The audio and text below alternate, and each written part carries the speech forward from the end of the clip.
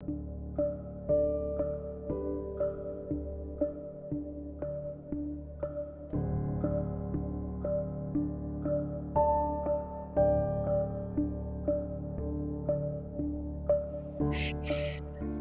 mic is muted. Is it? Okay, what is going on, everybody? Welcome to episode 18 of For No Particular Reason. I'm Kerri Lewis, along with my amazing co-host, Yanko Yankov.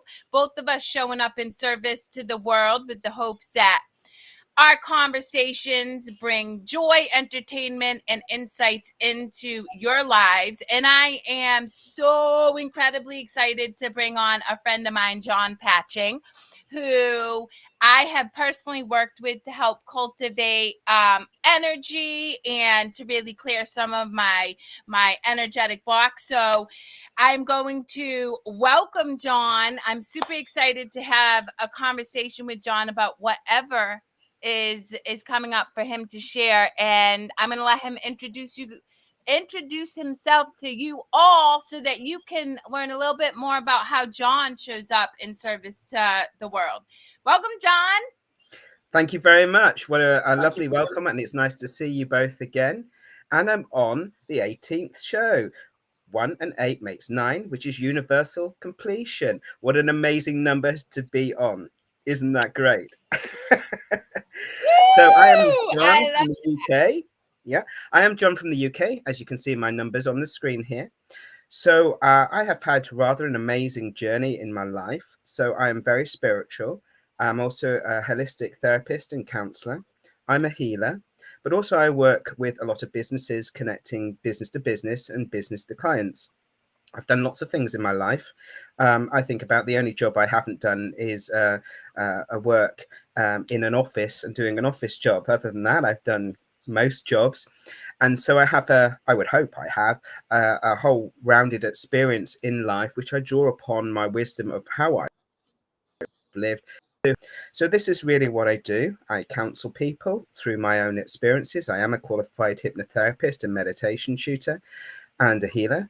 And I also work with businesses as an entrepreneur to help them develop their own personal businesses. I have a unique ability to connect people to people and to get to the root of who they are very quickly.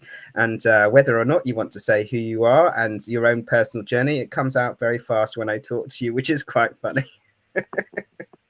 You know what? I'm gonna say for the audience, something I truly love about John that aligns so much with me is he does not mince words. If he sees something, feels something, you immediately call it. And whether it's me, like you're like, hey, what's up with your energy? Or whether it's calling Yanko out for his picture not aligning with his energy, you don't hold back. And that is something that resonates so deeply with me because it's kind of how I show up in the world. So thank you for trusting yourself, right? Because you said you call upon your own life experience and you're able to deeply kind of connect into the person and pull out what needs to be pulled out for healing. And I think that comes from trust, right? Relying on yourself to be able to instinctually or intuitively or spiritually tap into whatever's coming up and then say it the way it needs to be said so it can help. Of course, but there are some times where you have to have a bit of decorum and you're not quite so blatant, but you know that from the character of the person you're talking to, whether it's going to be appropriate or not. And Kerri, we have the kind of rapport, and I'm very grateful for this, where I can just call it. And if I see something in your aura, and the same with you, Yanko, that I've recently met, and what a fantastic conversation we had, where I could see something and I knew that it was the right thing to just say it rather than mince my words. And sometimes it is better to have a straightforward relationship with somebody rather than to go round the bush.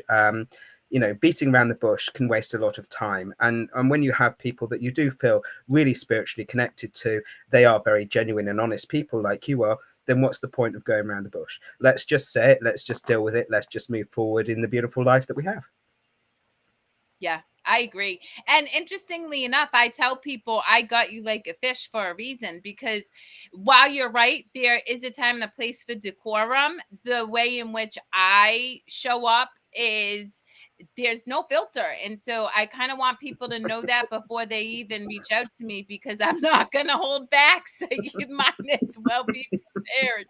But we did come here to talk about me. I'm really curious. So you were talking offline about an experience that you have recently gone through and are continuing to move through. And I would love for you to kind of share whatever you're called to share with the community today.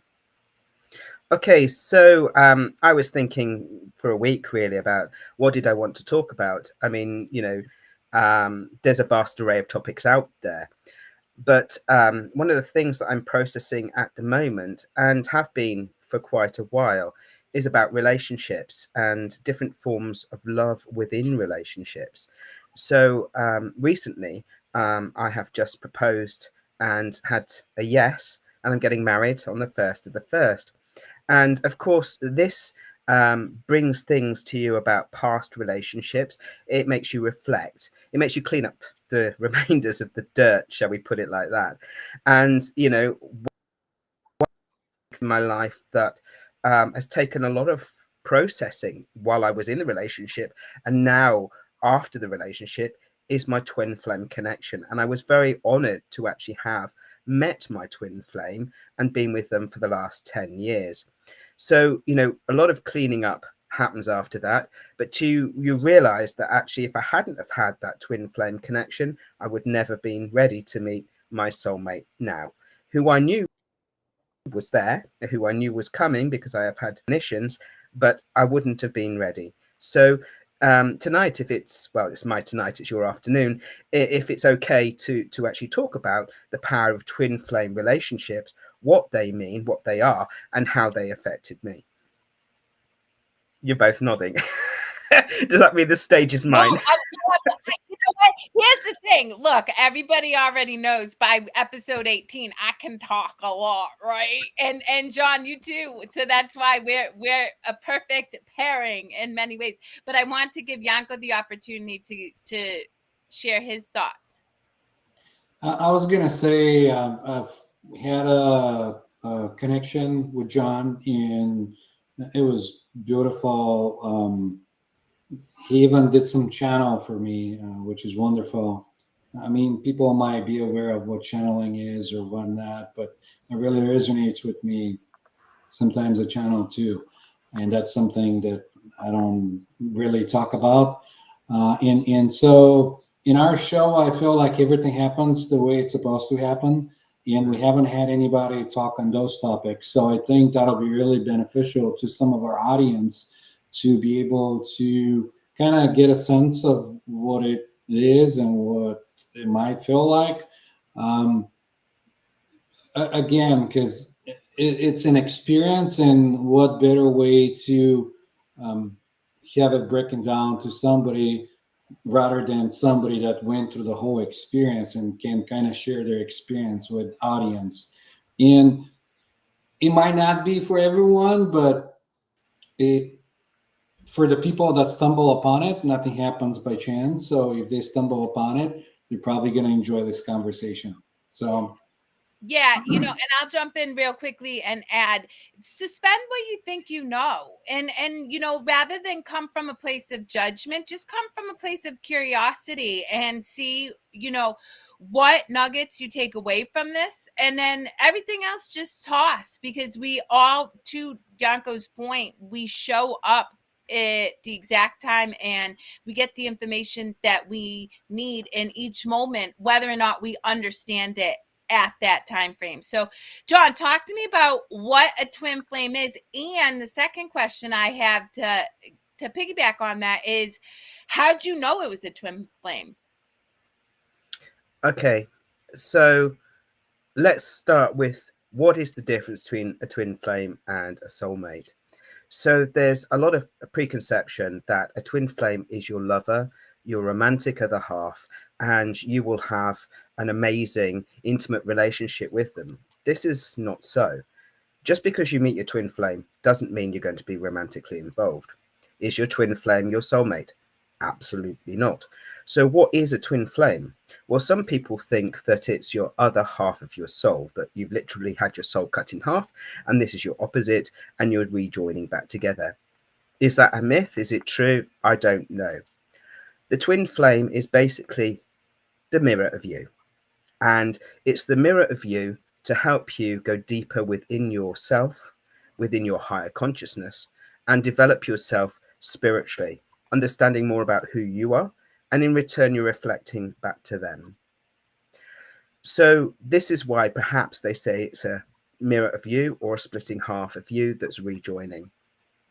So, whatever you believe, it's up to you. But really, the main point here that I'm saying is it's not your soulmate. It's something different, it's something extra, and you do not have to be romantically involved with your twin flame. How do you recognize your twin flame? What Kerri said. It's different for everyone, is what I believe. There are things on the internet that say, well, if you've had this, if you do that, then that's your twin flame. But I believe it's different for everybody.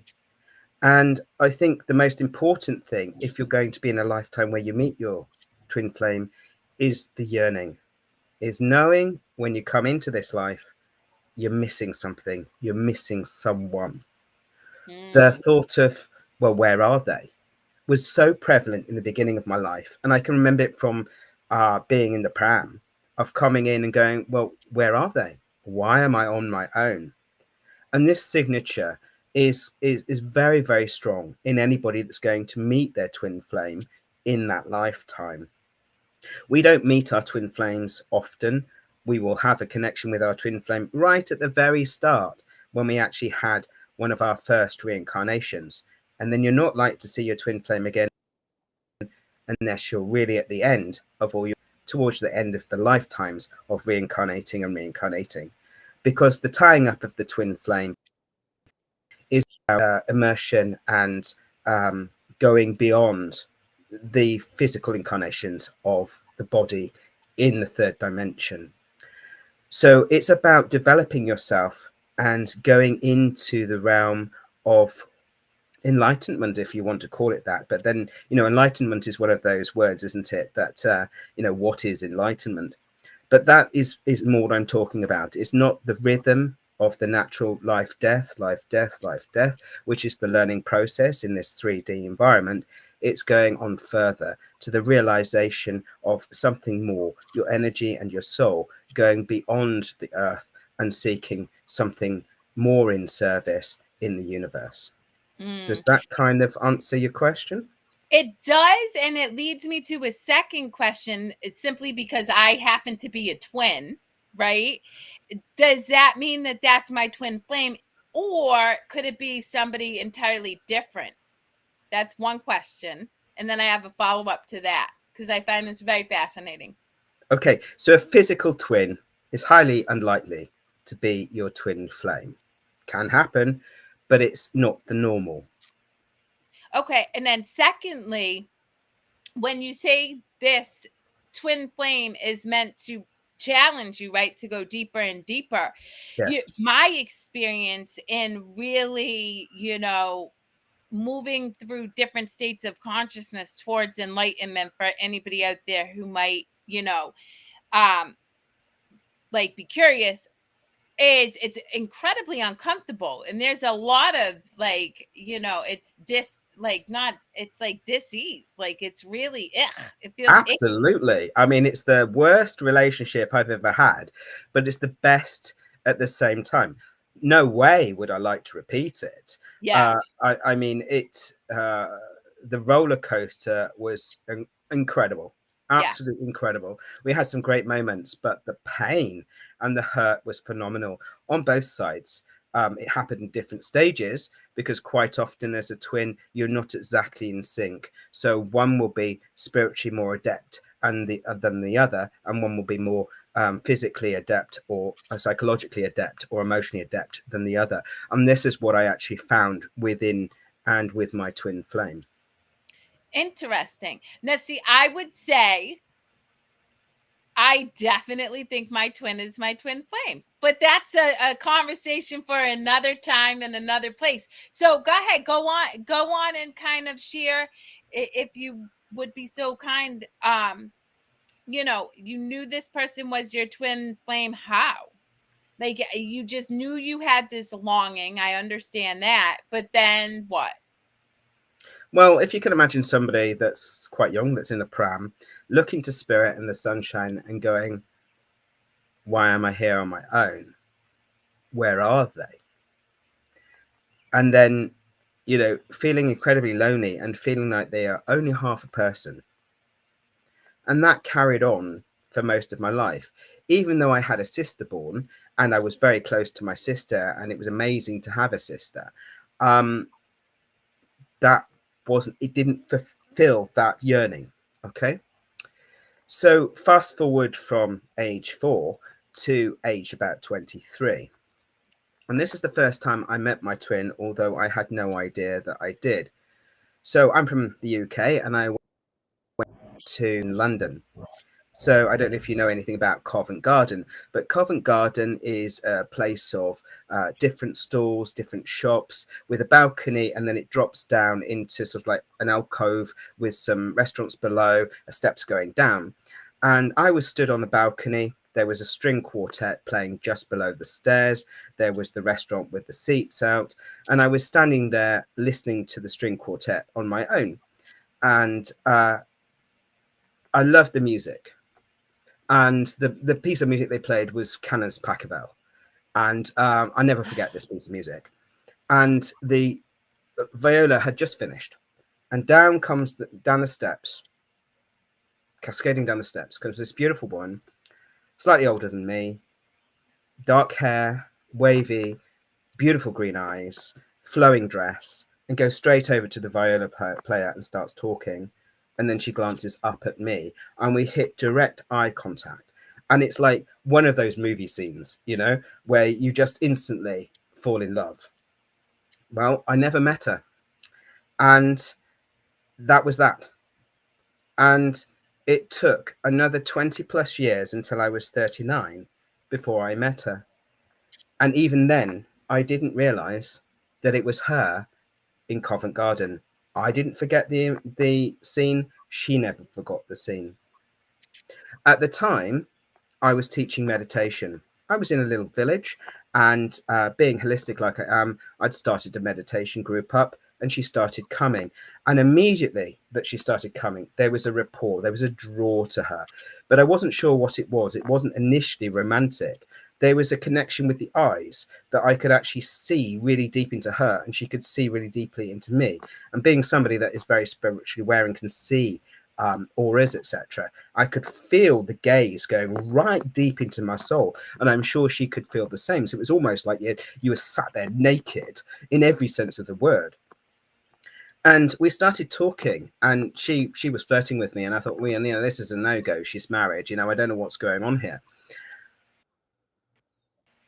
We started getting intimate, and I know that this is a bit of a sin to get involved with a married woman, but it was something that we couldn't stop ourselves. The yearning to each other, not just spiritually but actually intimately in the physical body, was so strong, something that I'd never in life. So we started a relationship. It was about 2 or 3 years into the relationship that we actually relayed that we'd actually met each other in Covent Garden. She said something, and then I said something, and yes, you went to speak to the viola player. And she said, how do you know? I said, because I was there. She said, I saw this man stood at the balcony. I said, yes, that was me. He was wearing a leather jacket and a green shirt. She said, absolutely. And we suddenly realized that actually we had met each other 20 plus years before, but never spoke. And this is one of the signatures that actually initialized, and we both went, hang on a minute, there's something going on here.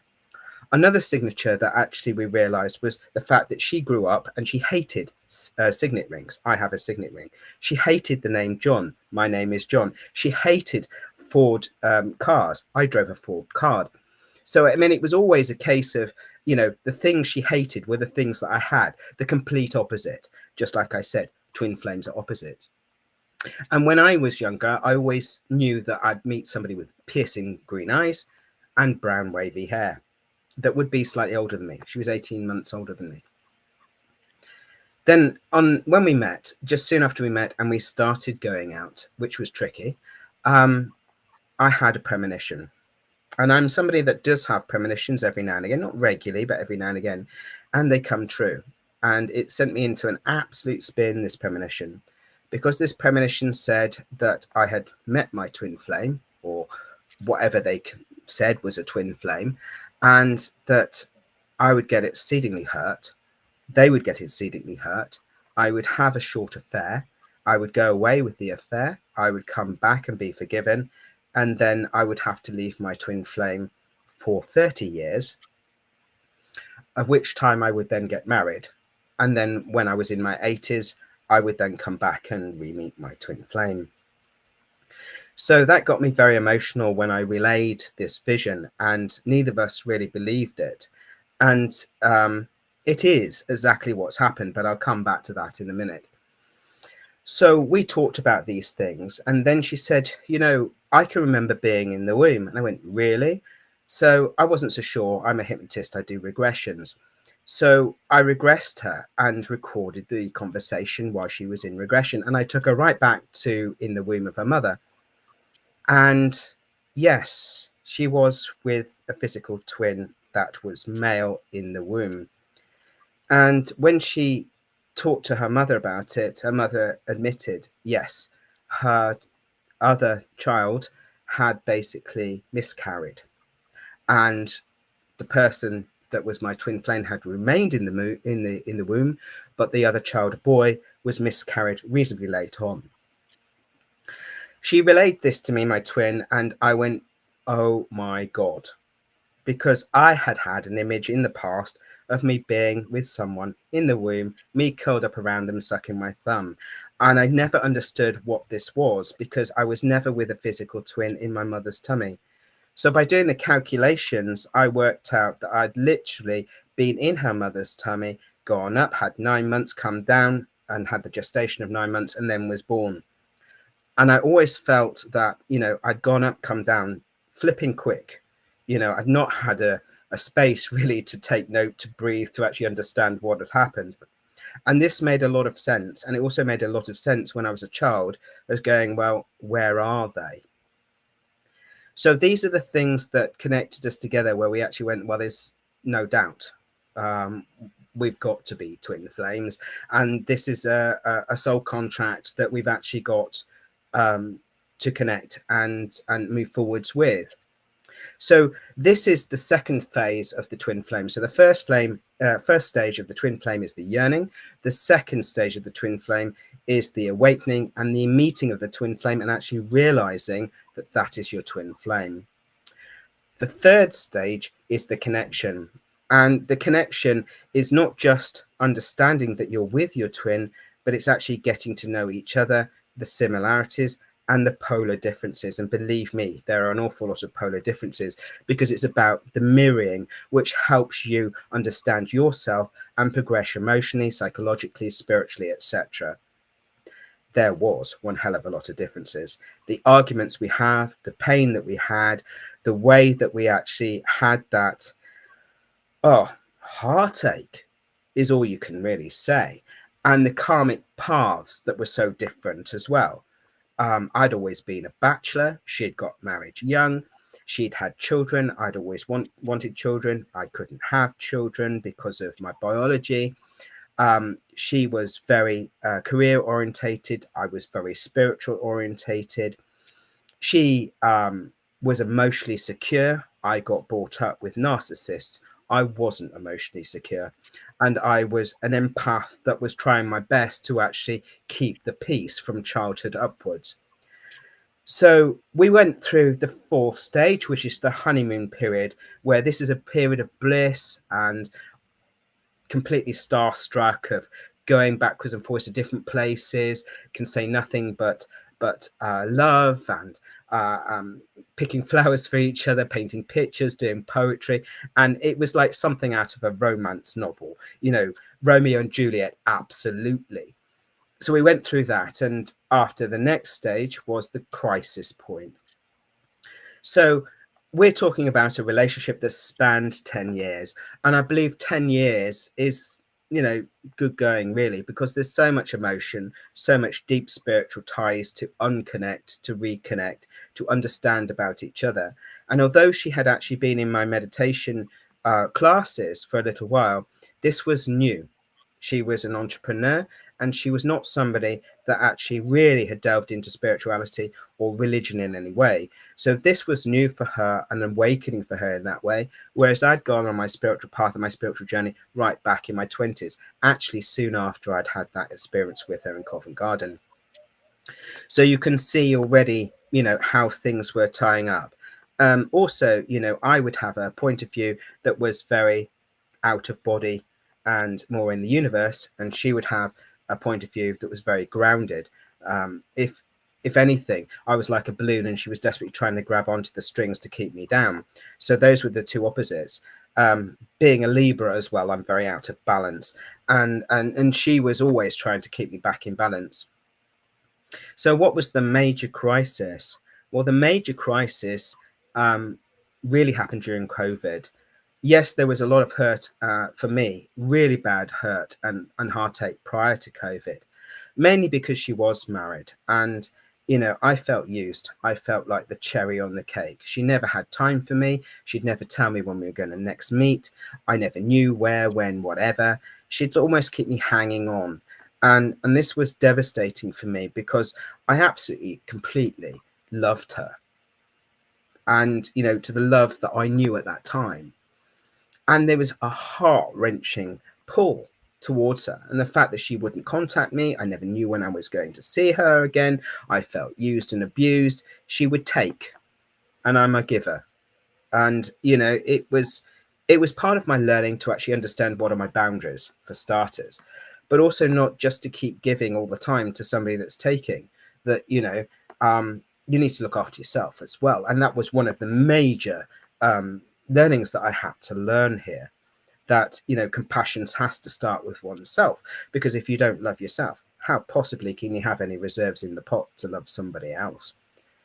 Yeah. So Well, I just want to interject real quickly, and for the community watching, I really appreciate your willingness to be vulnerable, John, because I think, our gifts are in our stories, and we share, and I think that's really beautiful. So thank you. And also, you're absolutely right, is you have to move through really interesting, right, situations, whatever that looks like, so that way we can learn how to love ourselves. I believe that's been my experience, right, of is course. to move through suffering so that you can experience a deeper knowing of yourself, to then create those boundaries and take better care of your own spirit. So thank Mm. you really for sharing. I appreciate it. Mm-hmm. Yeah, Absolutely. I kind of felt, to add to it, that a lot of the times people look for the love outside, where it starts from within. You kind of like, and this is why a lot of people are going after material things, thinking that they're gonna make them happy, when they're happy by default. They have all the love and everything inside, and it's wonderful. Yeah. And I also like so far how you're not only telling the story, but you're also telling the lessons learned from the story. Not only like, here's the story, how it go, but like what you actually found out through the whole process, and how that changed you and the way you are now. So Thank it's you. wonderful.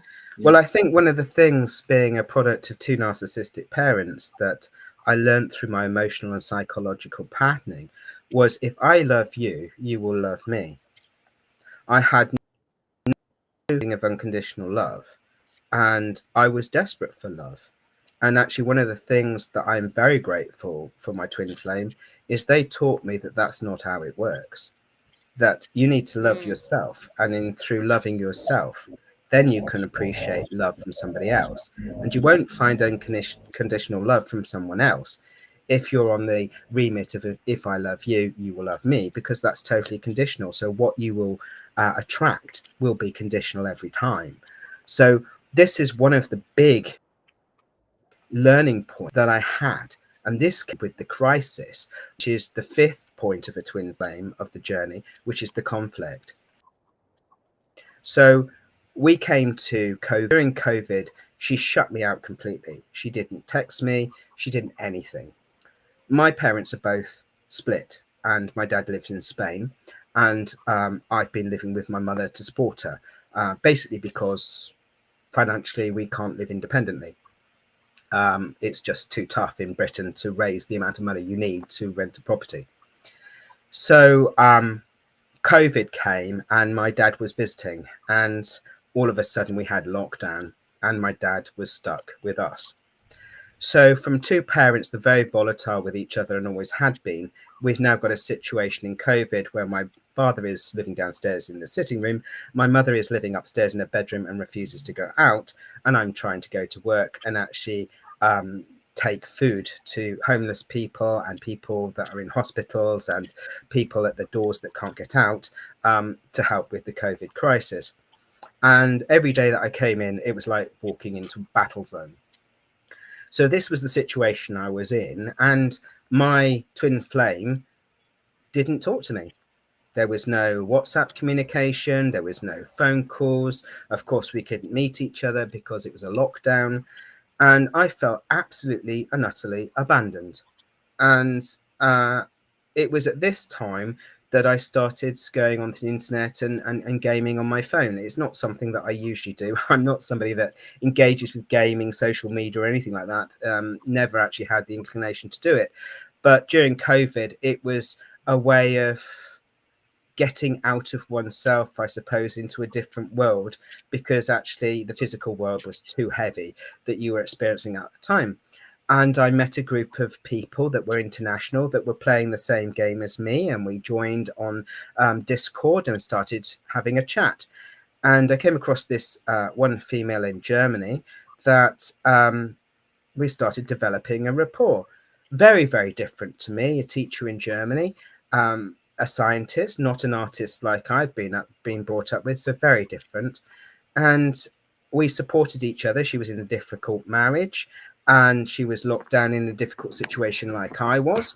And we just started talking. And over time, this talking during COVID developed into a lot of flirting and some kind of rapport. And it got to the point where actually I could energetically feel her and she could energetically feel me, even though we hadn't spoke and we weren't on the phone together. So the synergy started forming. And this is a soulmate, which is different. So what happened is, as COVID lockdown ended in 2020 towards the August, I booked a flight to go and see my German. So she had told me that I would probably only ever see her once, and this was a weekend in Hanover. And so I flew to Hanover. Suffice to say, I didn't see much of Hanover itself, just the hotel. But it was the most amazing connection I've ever had in my life up to this point. And it showed me absolutely unconditional love. And it showed love that was not only universal and spiritual love, but it showed me physical intimacy that was really, really unconditional too, instead of a conditional bedroom scenario. And this was a crisis point as far as my twin flame connection was concerned, liberation as far as my understanding of unconditional love and relate. So I'd now gone from a twin flame that was very opposite to me, that I felt used and abused, to a fling where everything was unconditional, including the intimacy. And I felt amazing, even though I was absolutely gutted that I knew I would never, ever see her again. I come back to England really in a mess, because I've got the two things happening. I've got the twin flame, I've got the soulmate, that was the German, knowing I'd never be able to see the soulmate again. And then after COVID, my twin flame talks to me, and I'm up front, straight to the line, and I say, this is what's happened. She got devastated and got hurt, and it produced a real crisis point. And while I tried to explain why and what and how I'd felt rejected by her, her response was, well, I never knew this was your situation. How could you do this to me? La, la, la. Well, if she'd have been in communication with me, she would have known that my situation in COVID wasn't very good. And she was basically throwing back a mirror on me of somebody that had a really good COVID in comparison to me. Has she ever got over this? Absolutely not. The fact that I've stayed in what I know I'm never going to see them again was a real crisis point through the next few years. So this is, and we were rocking through this until about 2022. This was always being brought up. We couldn't go beyond this as far as my other twin was concerned. It was a real bad point. And there was no forgiveness. It was the sin above all sins as far as she was aware. Point. So along with number 5, the conflict, the 6, which is the runner, also in motion. So the runner and the chaser works often between people. One runs, one chases, then the other runs, then the other chases. And it's off and on, and it's to do with the egos and the philosophies and the dynamics of the spirit. Been going on for 5 years already. And of course, when the crisis point hit, of course, she was the runner and I was the chaser. And then when I realized she didn't understand me, I was the runner, she was the chaser. But she wasn't so keen as the chaser. Even though she wanted the relationship to continue, she also felt decidedly hurt and couldn't understand why I had ever gone away. And the reason I'd was not just because she'd left me during, because I had increasingly become aware through the hurt that I'd experienced that I literally was just a cherry on the cake.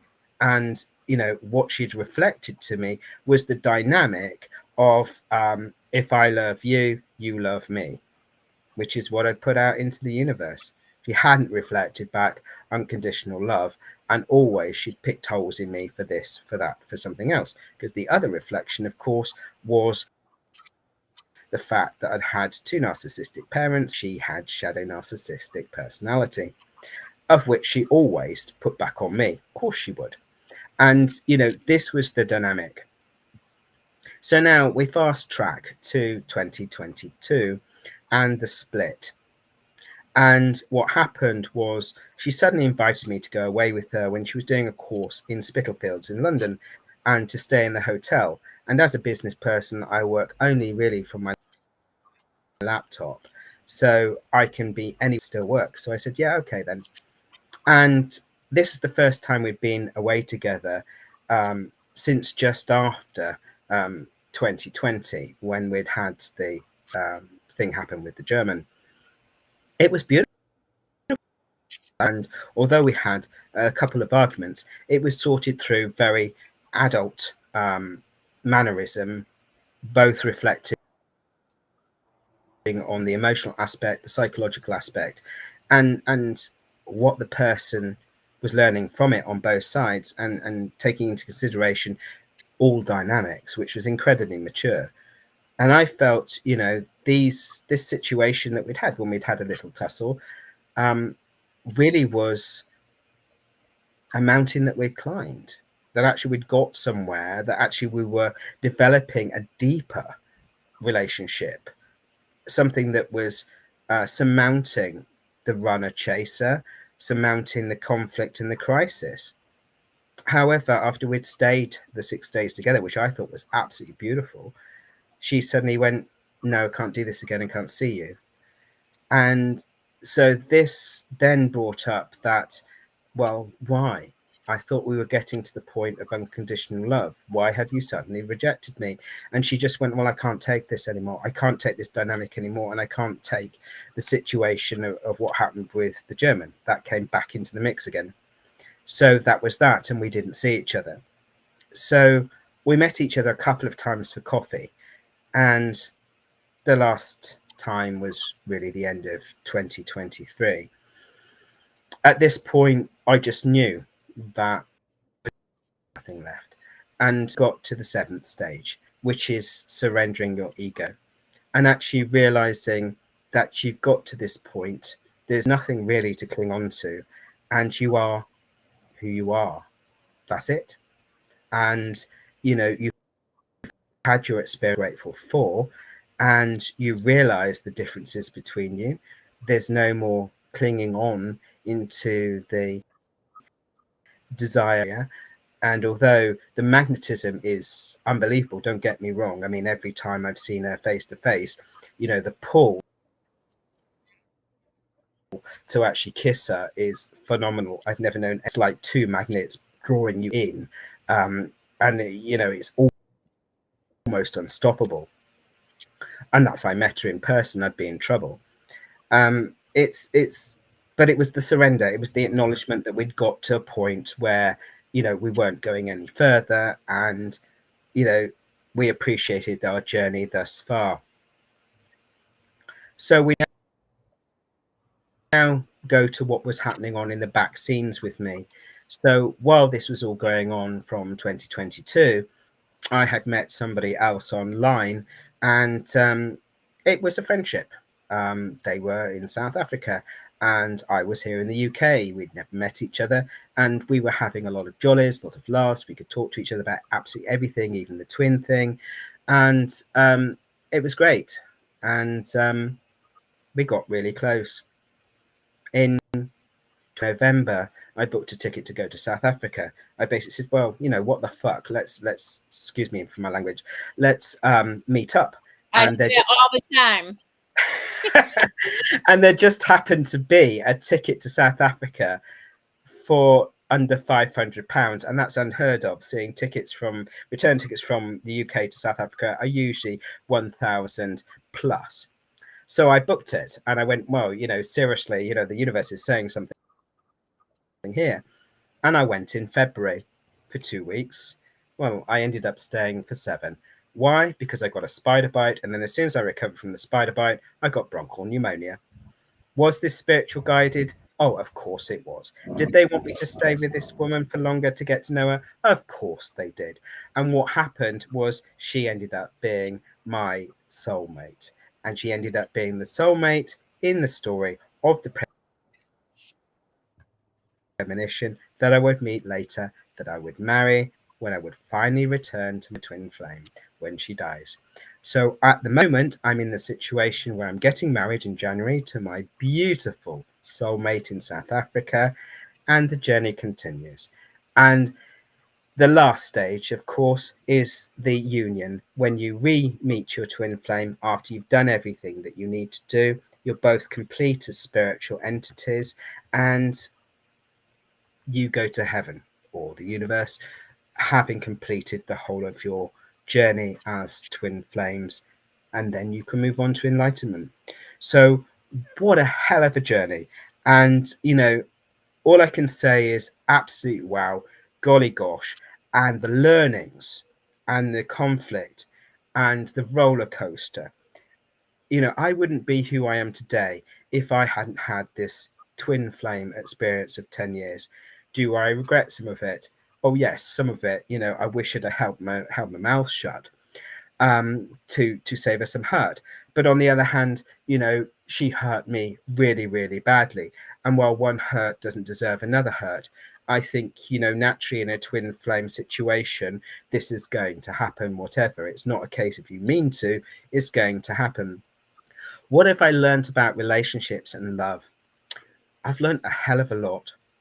So I've learned about lust and desire, which is more carnal, which is an attraction. This is an animalistic attraction built on the physicality of I've learned about twin flame attraction, which is a contract attraction, which is beyond the human physical self. It's something that's in the universe, that's in our higher self, that's destined because we are going on a journey of enlightenment. And I've learned about soulmates. Have you got more than one soulmate? Absolutely. Do you rotate in your lives and your reincarnations of soulmates? Absolutely. Are they there to support you, to love you, to guide you, and to keep you going? Absolutely. Not every single soulmate will be your lover, but they are there for you, and you have a connection with them that is different to connections with everyday folk. Is there value in every single type of relationship and type of love? Absolutely. Is it important for you to understand the different types? Yes, I think it is. Move forwards in an understanding of you, an understanding of what love is, and what love is in the 3D and in the universal and spiritual context. Right now, as we are in 2024, I think so.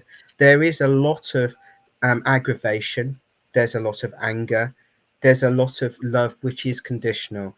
And I feel that actually, if we had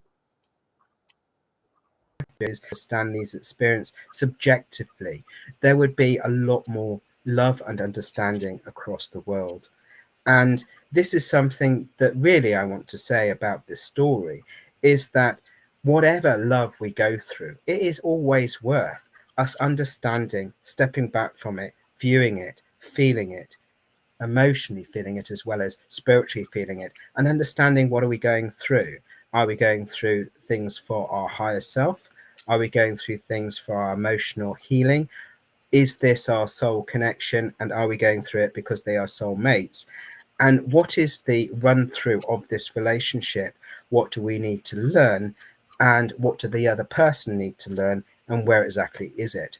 There is absolutely no relationship that we go through that is cut and dry, black and white. The complications involved, because it does involve our heart and emotions as well, are incredible. But it does take mindfulness and reflection to understand this. And I think this is the bit of nugget that I want to say to you all is that actually just take a moment and really consider your journey and really consider your learning around love and relationships. What do you still need to You learn? know, What have you learned? Go ahead, so Kerri. something you said earlier that really struck me that I wanted to highlight and kind of call attention to, and then it ties into what you're just saying now is, when you were sharing your story about becoming intimate and having this relationship with a married woman, you suggested sin, which I truly don't believe that there's sin. I'm going to be honest. I think that that is an idea that comes from ego, but I do believe that we experience whatever it is we go through for growth and expansion and connection to teach us about unconditional love.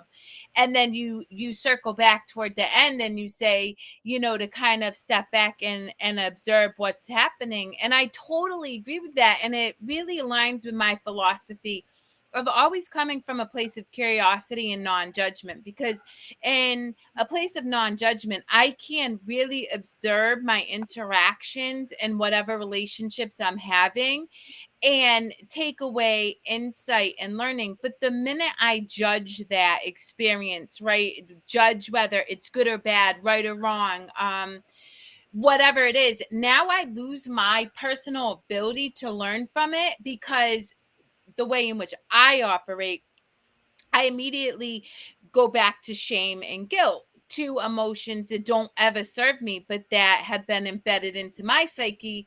Much like the experience you've had, I grew up with people who I wouldn't know if I don't call people narcissistic, but I know they had their own emotional mental health journeys that they were, navigating. And as a result, it embedded and imprinted these specific ways of showing up and feeling in the world. So, for the community who's heard this story, I think it's really beautiful, and I would encourage you to maybe look at the whole journey from a place of curiosity and how John has been able to really experience love in different phases of his life, rather than whether there's a right or wrong, because that's so subjective. Like, what is right or wrong? We don't know. All I know is if my heart calls me to something, I'm going to lean into it.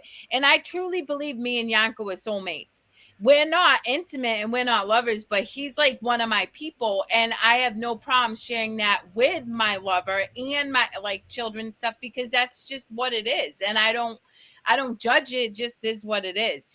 So that's kind of my take. And I really do appreciate you sharing with the community this story of your unfolding and learning. And I mean, I just feel honored to been able to be part of your sharing. So thank you. Thank you, Kerri. First of all, I don't think I did say that being with a married woman was, some people might consider it as such, and that is up to you. Secondly, soulmates don't have to be lovers.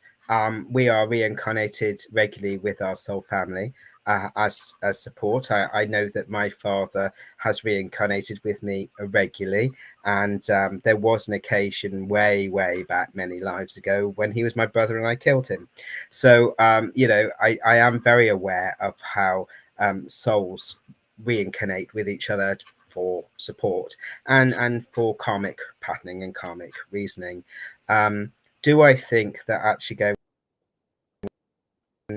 was a no? Because it takes two to tango, and seriously, if they didn't want it, it wouldn't have happened, would it? So there was no force involved from my side or from their side. It's just society and, yes, religion that classifies certain things with stigma. So don't take it that that I am judgmental on these things. Things happen for a reason, and things are, seriously, go with the flow without judging oneself or judging the others. Because if you actually judge yourself, you're stopping yourself from actually being able to step back and view with clarity. And sometimes we do this, have been programmed religion by other things that have happened to us, and we beat ourselves up. And as Kerri says, we do have guilt and we do have remorse when sometimes we don't need to. We need to actually be less harsh and actually realize what is the universe teaching. Religion is a part of spirituality, but in my ideal and how I feel, it isn't spirituality. It's just a guide to spirituality. And further, to be ourselves and be who we are within our belief, within the universe, within our own personal spirituality. Well, this has been such a beautiful conversation, or more less of a conversation, but you showing up and sharing, which I'm just as honored and grateful for. Yanko, do you have any closing thoughts before we sign off for this week? Yeah, I was gonna say it's wonderful. I had a couple of things that crossed my mind when I was listening to the story. It's kind of like you do realize that the character you're playing, because you're already getting those bits of where this is gonna go and everything, and you still play the role that you're supposed to play, and you're kind of having a fun with it. Am I getting this right? Or Mm-hmm. Yeah, I mean, I might have a premonition that gives me that gives me some of the story, but it's only in hindsight that you can really put the jigsaw pieces exactly together. I mean, hindsight is a wonderful thing. Yeah, I mean, premonitions happen, they give you an indication, don't they? But I mean, they don't give you the whole flipping story. And while it can shock you and you go, I really don't want this, what happens and after that is you forget it. And only when the thing happens you go, oh my goodness, I remember this. Now, how do I remember this? And then you piece another jigsaw piece together. And, I am looking forward to this next part of my life. I found my soulmate. She's absolutely beautiful. She's absolutely amazing. I'm going to start a new life in South Africa. And I know that I'm going to be with her until I'm in my 80s.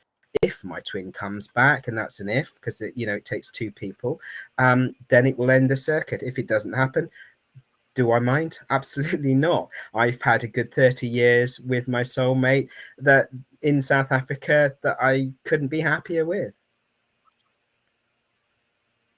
wonderful. And the other thing I was gonna say is that when you share that physical, intimate, and everything, and that's my personal experience and thought, is that we're here to master the lower first chakras here and the 3D, like the surviving, the sexual desire, the control, all those things, and everything just kind of plays out. We agree with that or Absolutely. disagree? Well, I mean, if you look at it spiritually, it's, you know, it kind of follows the same psychological pattern as Maslow's triangle of needs. So, I mean, you know, it's all there. And the understanding, I mean, you will rise up through your understanding, you will drop back down again, and it's about going around in a cycle until you really do embed the learning lesson. And that is part of life. I mean, we go through life, we learn something, or we think we have, and then we repeat it again because it hasn't really embedded into our psyche. So we have to go through it again.